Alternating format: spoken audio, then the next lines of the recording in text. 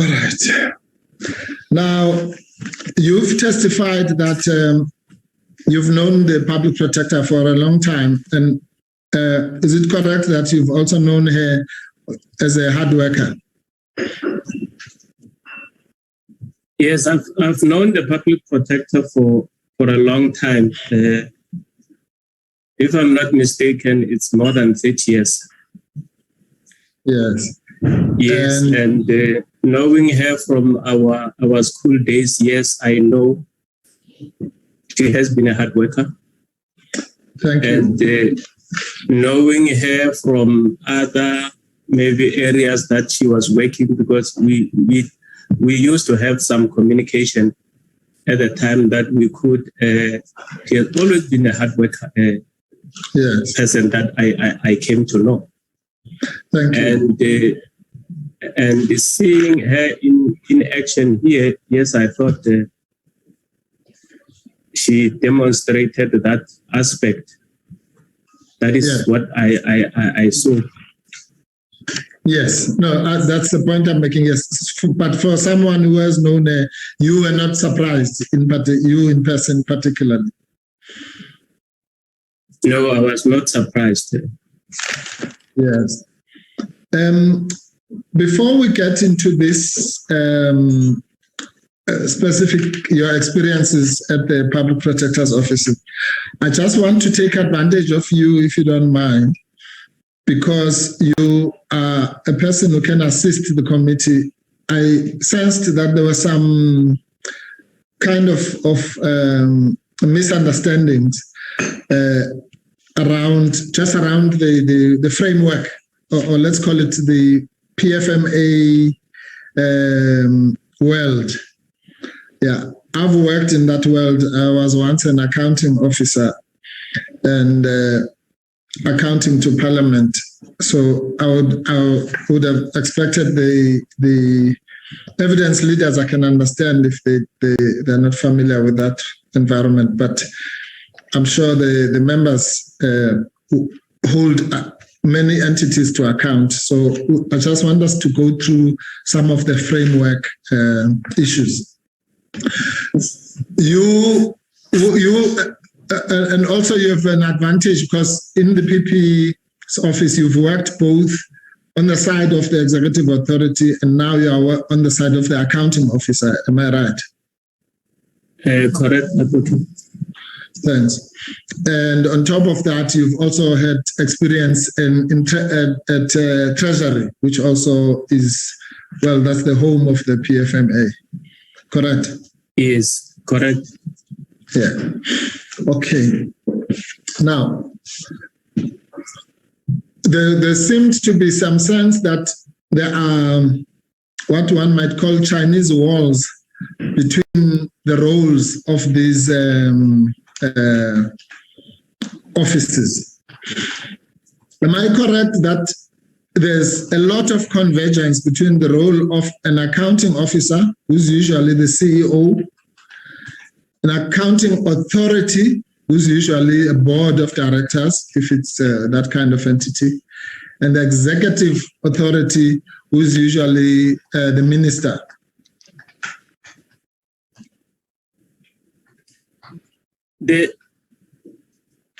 I think the distinction of those roles, it goes with an organization. Mm-hmm. In a pure government department, not everybody gets to see the minister. Right. The DG, we get to know the DG. Others get to meet the DG, others not. Hmm. In the case of a public protector, that is where I found a little bit of a shock. Mm-hmm. It's the role of the incumbent. It's almost like becomes an operational one. Mm-hmm.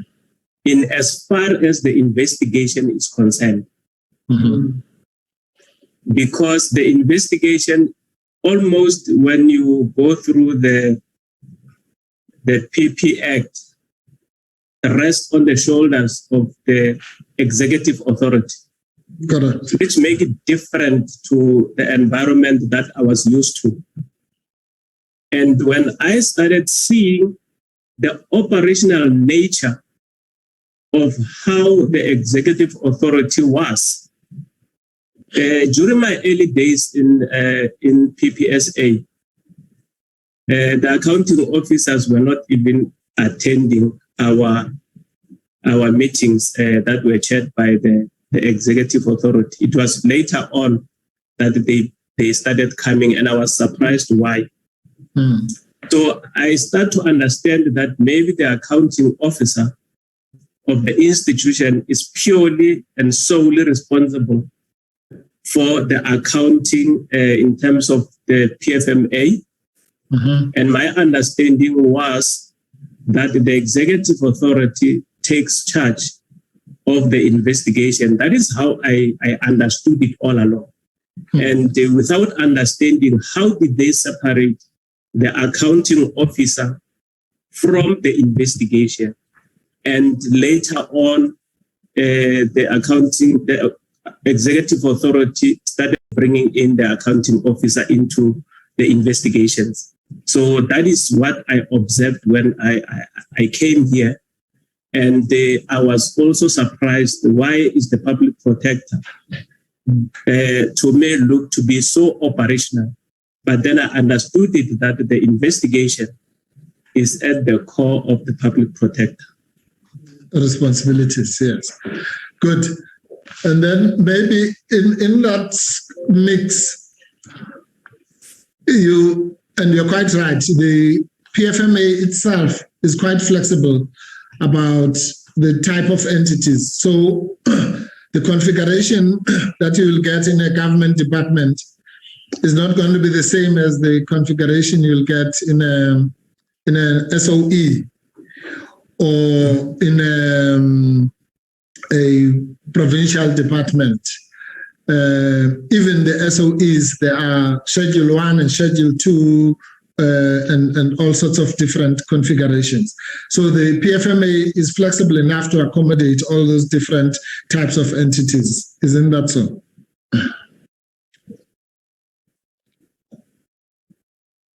Is that so, Mr. Tebel? I think you're frozen. I was just asking for you whether to confirm or dispute what my summary of the PFMA. Thanks, Advocate Mpofu, through you, Chair. Although the audio was a bit delayed, yes, there are different roles that the PFMA is putting in terms of the accounting authority, accounting officer. Those roles are clearly spelled. And it became difficult for me because the institution that I'm serving does not have a board. Yes. So without a board, then the accounting authority becomes the executive authority, in my understanding, without the institution having a separate board. Good. But there is a very thin line in terms of where does the accounting officer stops and where does the accounting authority starts, executive authority starts. I think that one I really don't know. If I may put it, it's only my experience that will come into play, but PPSA has a different way of handling it, especially when you have to marry the Public Protector Act and the PFMA. That is where the difficulties I think I'm experiencing, but there are those different roles. Thank you very much. Yes, that's exactly what I was getting at. So the lines are blurred. Well, they are normally blurred anyway, in the sense that those three entities interact. But the point I was making, which I think you have touched on, is that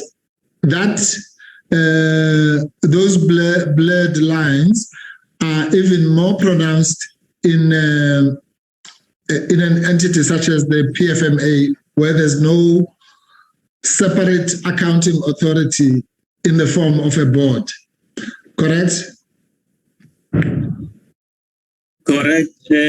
Maybe I need to qualify that, because in terms of the PFMA, when coming to finances, the executive authority does not play much of a role in terms of how the finances work. Is the accounting officer. But in terms of the Public Protector Act, there is still this that the public protector is responsible for that part of the investigation. And when you look at investigation is part of the organogram of PPSA, which under normal circumstances should have been clear in terms of the accounting officer and the accounting authorities' roles being different. All right. Now, let's then come more into the specifics. You were tasked with communicating to Mr. Neshunzi about his, let's call it redeployment, correct? Correct. And this was against the background of the, let's call it the leakage, the information leakage crisis which hit the institution, correct? Correct. It was after the report, I think, was tabled before the leadership. Yes. And in your observation, Mr. Neshunzi, how did he take the interaction between you and him? He wanted to be provided with reasons why he should not go back to his office or his original post. And my advice to him was I was requested to ask you so that you know that the leadership is intending to move you to another unit. And I did have a talk with him as the person that I got to know when I was working in the institution. And because Mr. Neshunzi was not really directly reporting to me, in as far as the security issues were concerned, he was mostly accountable to the executive authority and the accounting officer. So I took it that is how it needed to be done. I was just responsible in terms of the operations, in terms of how the security unit need to function when you look at the operational plan. But these other issues, I thought maybe they would have been beyond me. But when I was asked to consult him, I called him into my office and I talked to him. He indicated that no, he needs to be provided the reasons. I said, from where I'm sitting, I don't have the reasons because I was not given the reasons. But I take it that there are reasons behind which I'm unable to tell you. And he requested me for the report. I said I did not have the report. And I understand it because when the investigation was done, also my laptop was taken. So I did not want to be much involved because I could have been under investigation also. Yes, good. Yes, in fact, yeah, let's take it from that stage. It's correct, isn't it, that for an institution such as the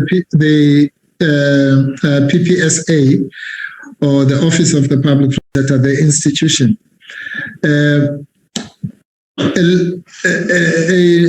crisis such as this one would have been a very serious one because you deal with sensitive information, correct?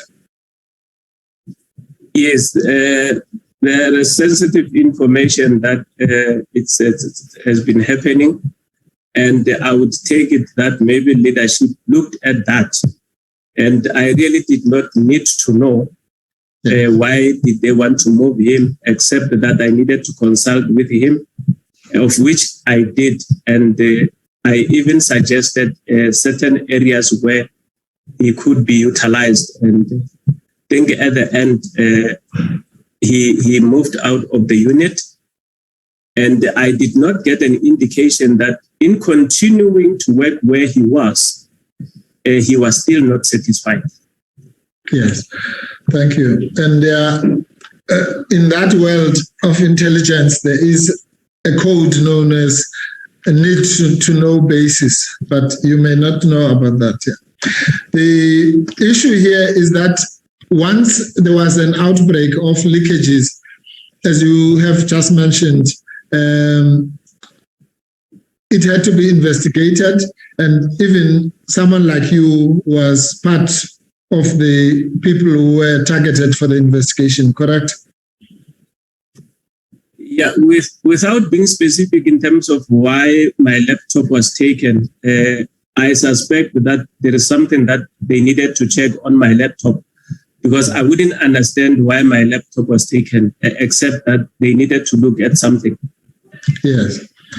And you are aware that other people's laptops were also taken, for example, Mr. Kekana, correct? Yes, I'm aware. And I think it's common cause that Mr. Neshunzi was cleared after that investigation. In other words, he was not found to have been the person who leaked the information, correct? Without me having seen the report, Advocate, I will say, well, for now, I don't know what was the outcome of that investigation. Okay, fair enough. But you are not aware of Mr. Neshunzi having been charged, for example, in connection with leaking information yourself? No, upon his coming back, the matter never continued. Thank you. You are aware, or if you are, you are. If you are not, you're not. That Mr. Kekana, on the other hand, was charged or appeared before disciplinary processes in relation to information leakage. Yes, I became aware that he was charged for information leakage. Thank you. And now let's talk about were you already at PPSA during the days of something that was called the think tank, or did you get to know about it? Yeah, the think tank happened when I started at PPSA. I think there were about 2 or 3 meetings of think tank, which I attended before the discontinuation of the think tank. Yes, and thank you. It was discontinued by Advocate Mkhwebane, correct? Yeah, during that time, if I remember well, without knowing the exact reasons from the PP, the think tank was coming after a long time. It was sitting quarterly, and the public protector wanted to release reports frequently. So from what you were saying is, by the time the think tank sits, some of the reports would have been with her for the last 3 months. So the institution itself did not create a seamless process in terms of the reports. Then she said it's better if the quality assurance aspect, because think tank was part of the quality assurance. If quality assurance can be done at those levels of the EMs, and the quality assurance unit will be the last one to go through this quality assurance. And I think, if I recall well, was when the institution was under financial constraints, because the think tank was attended by also the provincial representatives, and they will stay here for a longer period, depending on those days, because it will normally take 2 days. I think also cost came into play in terms of cost containment. But I think the main thing, from what I could gather, was that the think tank itself could not add value in terms of the timelines that the public protector would have wanted to issue reports. Yes, thank you. Right, and yeah, we're told that this think tank dates back to the days of the public protector Mkhwebane or even Bakwa, but the public protector Tulima Donsela found it there and she just continued with it. But public protector Mkhwebane, as you say, saw it fit for the reasons that you have explained to abolish it, correct? Correct. Right. And to put it crudely, if a report had to come, or rather, let's start here. The think tank, as I think you've testified, that it was replaced by a weekly meeting of quality assurance, which was centered around the QA function within the office of the PP. Am I right?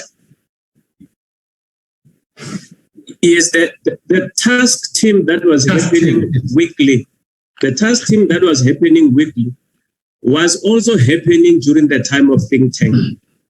Think tank was still there, but the task team was happening weekly so that the public protector can, on a short-term basis, check where are things in the investigation pipeline. Yes. The think tank was a report, a quality assuring report and giving inputs towards the end when the report is supposed to be released. But because I think the public protector wouldn't have wanted to issue a report after a quarter, she thought it fit that the report be issued as and when they get finalized. As such, then they had to go through the quality assurance, which was sitting in her private office before it was moved out. And the belief is, in terms of the quality assurance manual that was there were indicators in terms of how reports should have gone through, because the institution had a quality assurance manual and had a quality assurance unit. So that unit would still be responsible for that function of assisting the public protector in quality assurance. But I think some of the things that was emphasized in the meetings that I attended was that things should not be left for the quality assurance. Quality assurance should be dealt with at the level where the investigation is done and all the EMs need to certify quality on their reports. And there was a certificate that was proposed, which after you have quality assured the report, you will have to certify that the report meets the quality standards and it goes through the processes. And I still believe maybe that that is still there. I'm not sure for now. But those were the indicators that were there during my stay and in that office. Thank you. And the certificate you refer to is what became known as the certificate of compliance, correct? Yeah, I think it's that one. Thank you. Right. So in a nutshell, if we want to summarize the situation, then what happened is that the quality assurance process, broadly speaking, used to involve this quarterly meeting, but now it was, for lack of a better word, collapsed and condensed into a much sharper quality assurance function centralized in the office of the PP without the quarterly element, correct? Yes, if I may put it, the think tank which was there, quality assurance was the secretariat to the think tank, which means when quality assurance is ready with reports, those reports get tabled to the think tank. And that is the process that was done away with. But then the quality assurance, the other structure remained, except that the think tank could no longer sit. Yes. And in other words, previously a report could not have been released without it passing, quote unquote, through think tank. And now that was no longer necessary, correct? Yeah, the reports that were issued when think tank was still around, they were going through the think tank. Yes. And I think the other thing was that when the think tank sits, you'll find that these reports are still not ready.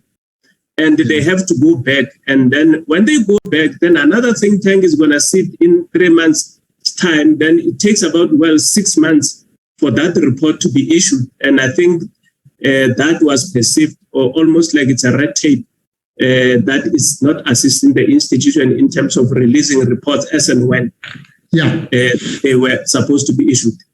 Okay. You would